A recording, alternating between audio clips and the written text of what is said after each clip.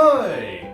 Welcome to my kitchen where I do things called eat. You might be wondering what I'm doing in the kitchen. Well, new year, new me, and I still learned how to cook because I was starting getting tired of eating instant ramen all the time. I mean, how hard can it be?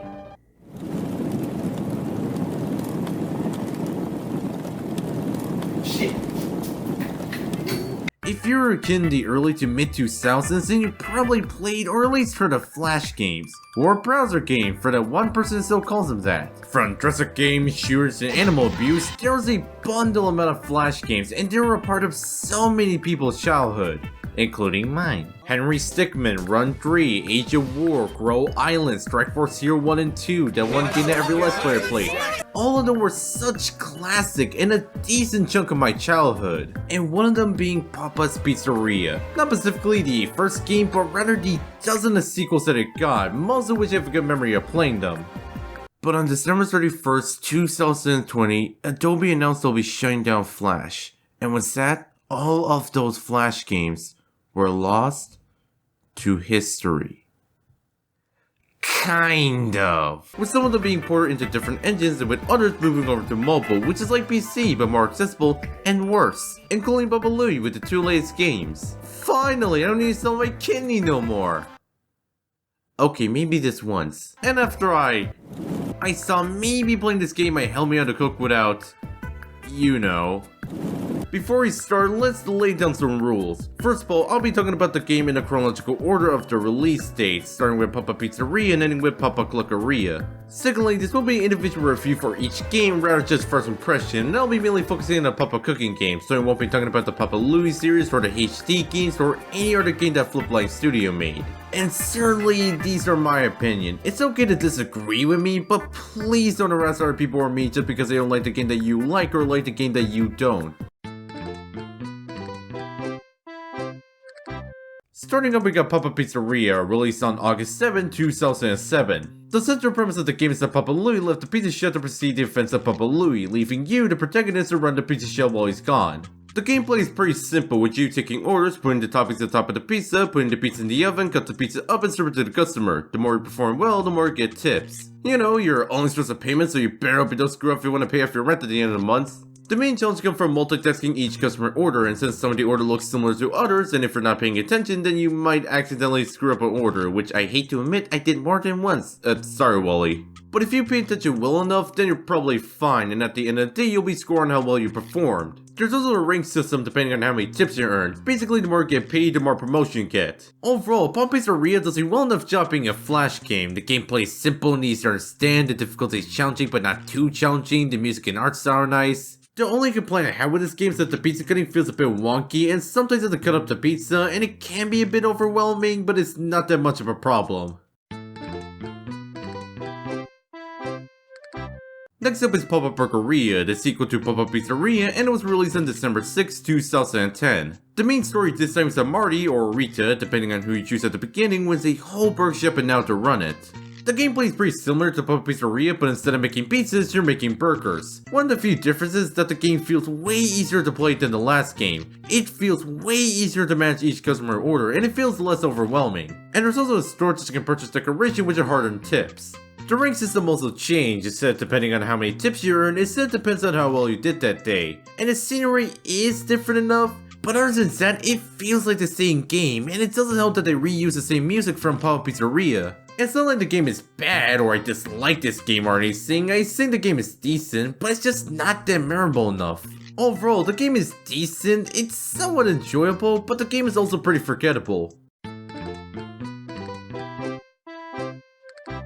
Next up is Papa Taco Mia that released in May 20th, 2011. The plot of the game is that Mitch, or Maggie's, enters into any contest and ends up winning it. And what did they get after winning the contest? Of course, get a dead end job at Papa Taco Mia, of course, without any interview or any preparation whatsoever. Yay, capitalism. The gameplay is pretty similar to the last two games, with the game introducing new mechanics that'll be staple for the franchise. One of them being upgrades to help your dead end job feel less miserable than it already is. From an alarm clock to tell you when the meat's still cooked, to golden tools to cut the meat faster, and etc, etc.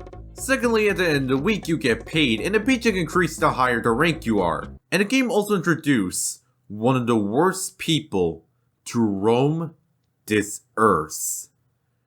Karens. They're actually called closures, but they're pretty similar. They appear at the end of the day as the last customer, and one of the few differences from closure to a normal customer is that they're stupidly picky. They expect perfection, and if the food doesn't meet their standards, then they ain't gonna pay you anything. As a kid, they were the least favorite customer to deal with. They never liked what I made, and I also think they took my tips, but it could be just me misremembering things. But now that I'm much older, they're really not that bad. There's also Jojo the food critic. He comes in every once in a while, and if the food meets his standards, he'll give you a blue ribbon to give you extra tips for a couple of days. The game is somewhat of an improvement, but not that much at the same time, and with Papa Taco Mia, I kind of have the same feeling with Burgeria, which is the game isn't bad, but it's not memorable either.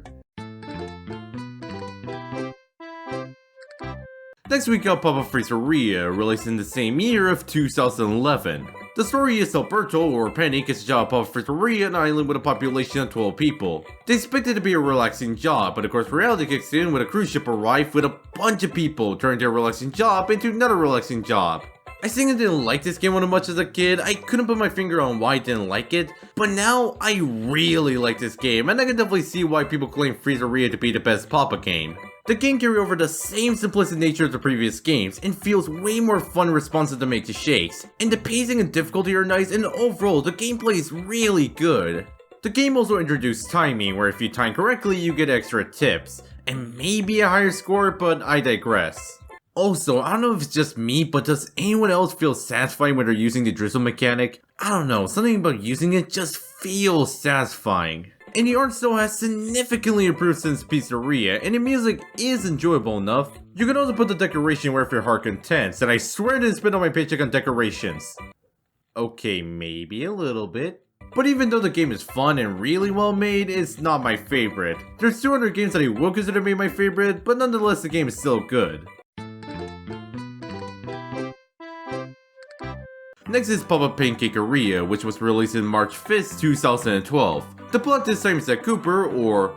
okay, I'm not pronouncing that, was out in a car with her dog or cat, but when they were getting pizza, the pet was gone. Thankfully, Papa Louie found their pets, and he said they can pick them up tomorrow. But when the protagonists arrived the next day, Papa did the shadiest thing and leave you to run the pancake store while he's on vacation or something, I don't know. I mean, you couldn't hire anyone else or just, you know, close the diner for a while? I mean, you already own like 4 restaurants. Sounds like closing one will get you bankrupt. Also, I don't know the law that much, but I feel like it's very illegal to hire random people from the street without any consent, but hey, I guess in the Papa universe you get a job at the dumpster, I guess. The gameplay is... alright. Stacking pancake is fun and the 3D drizzle mechanic is satisfying, but that's pretty much it. There's also the drink section that needs to be unlocked at a certain rank. There's also the speed up button that speeds up the cooking, which later becomes an upgrade in later games. And in between days, you get to play a mini game. From making the unhealthiest burger to the world and golf, there's also the parade. This is very underwhelming. Overall, the game is fine, but feels way more forgettable than Burgeria and Taco Mia.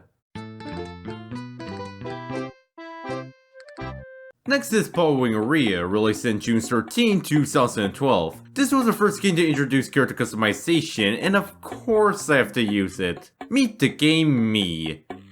He looks very concerned. The premise this time is that Chuck, or Mindy, or the custom character that you made want a trip to Starlight City, and when they arrive, they're greeted by a slot machine. Of course I pulled a lever and got a lucky 7 while Papa watched them in the distance. And what did they get after winning the slot machine? They get a job on Papa Wingeria. Okay, I'm starting to believe Papa's committing illegal hiring practices at this point. With the gameplay, I had the same feeling I got from Papa Pancakeria, which is the gameplay is fine, the frying part is really well done, and the sauce mixing thing is well animated. But the build station feels a bit wonky, but it's a minimum problem and it doesn't hurt the experience at all. And that said, aren't there returning minigames with some new and reskin ones? There's nothing new to talk about, but the game is decent and a bit more memorable. Next up is Papa Hotdoggeria, released on November 14, 2012. The plot is Tyler, or Peggy, went to see a baseball game, but when they arrived, they conveniently run out of tickets because out of all people, JoJo decided to take the last few tickets. Like what are those for? Your grandma and your pet fish? They decided to get a job at Papa Hotdoggeria to order see the game, but surprise surprise, they actually have to work. The gameplay feels fluid, with the pacing feeling steeple, and building the hot dog is fun and it's pretty enjoyable to play. There's also the side menu like popcorns and sodas that you have to serve, and it doesn't take too long to make. You press a few buttons, you wait a bit, and boom, they're done. And you can set them up before you cook the hot dog, which I definitely appreciate. And the game feels way more lively, and it helps that the customer has more expression, and the music is kinda different enough. Overall, the game is well made and is almost at the same level as Freezeria, but a bit outmatched in the gameplay part. But the game is still good though. Next is Pancakeria, that I'm just gonna put it out there is one of the least favorite Papa's games that I ever played, released on August 7, 2013. The story just finds that Papa Louie managed to get approval to put his cupcake store in Frostfield. And when Papa Louie was making his way, James or Willow crashed their car into Papa's car and they didn't have any money, so Papa suggests they work at a store to pay off the debt and they agree. Like I said, the game is not that great. The gameplay is confusing, mainly with the filling and frosting part. The filling is self-explanatory with you putting the cookie mix into the cup thingy. It's simple enough on paper, but the problem is that there's no indication of how much you're supposed to put in. I constantly made mistakes on my first couple of days, either putting way too much or way too little. I did find a nice balance, but it's still kind of annoying to do. But at least with the feeling, I did kind of figure out how it works. The frosting part is just luck. No, seriously, I have no idea how it works. Either you get lucky or the game slaps you in the face. And the game is just not that fun to play. It's not like the game is entirely bad. There are the holidays, a game fed to last for a couple of days, and if your decoration matches the theme of the holidays, you get extra tips. That I didn't do. And the building station is fun, but I was thinking to say the game with the core gameplay being bad. Overall, the game is, well, bad, with the gameplay being confusing and frustrating and just not fun to play at all. And I would consider this game, in my opinion, to be one of the worst Papa's game ever made.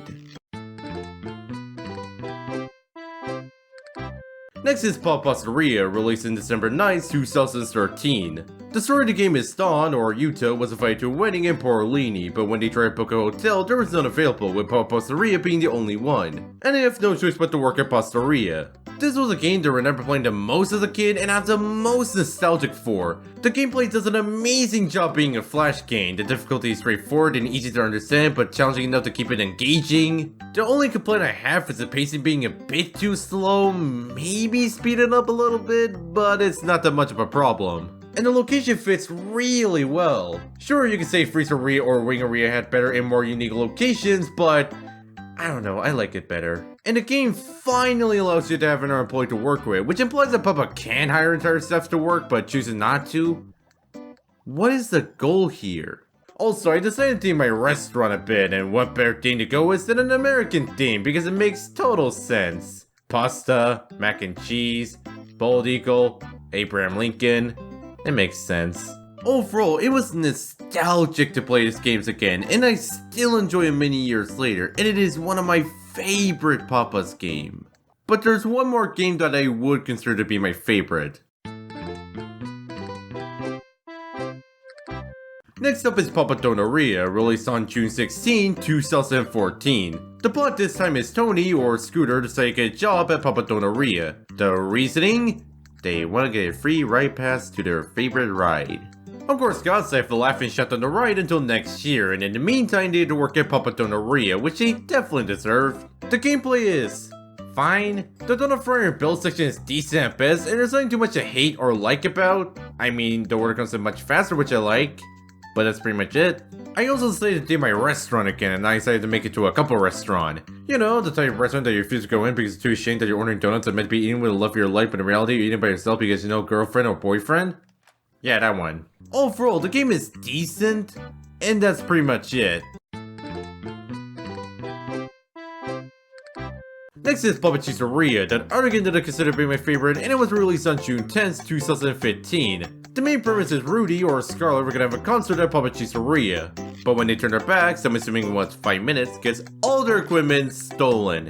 And since they didn't have any money to buy all the equipment that they needed, Papa Louie offered them a job at Cheeseria to help them get the money, which is very nice of him. The game is pretty similar to Burgeria, but feels much better from the controls, the pacing, and the gameplay. It feels like it was perfected perfectly, making the experience enjoyable. This was also the first time the game introduced secret recipe. Once in a while, one of the customer will comes in with an envelope, and if you satisfy them enough, they'll give you a secret recipe. And when a customer orders a secret recipe, instead of showing you the ingredients, instead just shows you the name, and the only way you can see the ingredients is by pressing the start button. To be honest, I never saw the point of the secret recipe. I mean, it's a unique idea, but it doesn't add anything to the gameplay, it's just kinda there. Overall, the game is amazing, and I would be saying this game is the best Papa game, but there's also Pastaria, and I can't decide which one is better, so I decided to put them both as the best Papa game at different terms. Next is Papa Pizzeria, released on March 14, 2016. The premise of the game is Tim, or Stella, get the job of their dream after applying for 2 seconds, which is crazy fast. But when they go to work at their dream job, it was already closed. Seeing the protagonist devastate state, Papa Louie offered them a job at Papa Pizzeria. The gameplay is surprisingly the easiest out of all the Papa games. I don't know why, but it's definitely the easiest. There's also achievements in the customer logbook, with the achievement giving you boosts on tips and other bonuses if you unlock one of them, and logbooks showing you the customer and which game they first appear, which is a nice addition. And you can unlock alternative custom for the customer, but I only unlock one, which is for Akira, and that's pretty much it. Overall, I don't know how to feel about this game. It's in the same situation as with Donuteria, which is the game is kinda there, but feels a bit more forgettable than Donuteria. Next is Papa Sushiria, released in December 13, 2016. The story this time is Matt, or Clover, gets a sneak peek to the new Papa Pizzeria. They went there and had a full tour, but when they're about to leave, they accidentally break a cat statue. Papa says it's not a big deal. But on opening day, no one comes to the restaurant, and when they mention the cat statue, Papa gets an idea. He decided to leave you with the restaurant while he go gets another cat statue.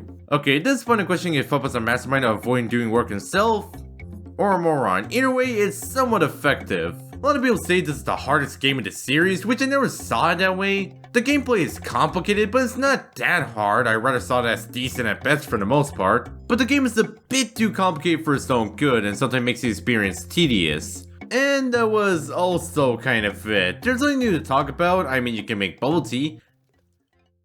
Overall, the game is decent, but the game feels a bit too tedious to my liking. Next up is Papa Scooperia, released on July 24th, 2018. The story of the game is Romano, or Corley, went on a trip to Onion City, which is a game version of New York City. They couldn't find a hotel to stay in, except for one being a sketchy hotel run by a very kind worker. Of course, when they fall asleep, the very kind worker steals all of their stuff. That son of a bitch. And leave them at the construction site of Scooperia, and when they realized what just happened, it was way too late. And Papa decided to hire them after realizing they left their wallet at their backpack. Yeah, the game sucks. The game feels creatively bankrupt, like out of all the food in the world, you just had to choose this one. And I'm not saying I'm the type of person who would make monstrosity out of my customer food, but rather it feels like the developer just went, ooh, we need a new game for the year. Anyone have an idea? And someone went, ice cream. It just feels rushed and didn't really sync out that well. And the controls feels clunky to use, but the rest of the gameplay is fine. Also, we have a new mascot. We call him Colonel Onion. Overall, even though I don't like this game, it's not the worst and it could be just me, but it still doesn't mean I'm gonna play this game for again. Next up is Papa Moncharia, released on March 2nd, 2021. The story is Alan, or Akira, gets a job at Papa Moncharia while also being a part of a documentary. Yeah, that's pretty much it, there's no catch. This was the first Papa game to be exclusively on mobile phones, and to be honest, it felt weird playing it on my phone, but I did get used to it. The game is alright, every section is decent at best, and the controls is solid enough, but it feels even more forgettable than Pancakeria in the sense that I literally don't remember most about the game. Overall, the game is fine, not bad, but not good either. And last we got Papa Cluckeria, the latest game to the series, which was released on February 22nd, 2022. The story this time is way unique, with the story being about an arc about a chicken sandwich war, with either Wallen or Olivia having to deal with it. And where was Papa? anywhere but here. The game is, I'm not gonna lie, it's Burgeria again, but feels much better to play. Most of the sections are solid at best, and the controls feel smooth, and building the chicken sandwich is pretty fun. The game also introduced Food Truck, where you can make any chicken sandwich at your heart contents. So this is how Dr. Frankenstein felt.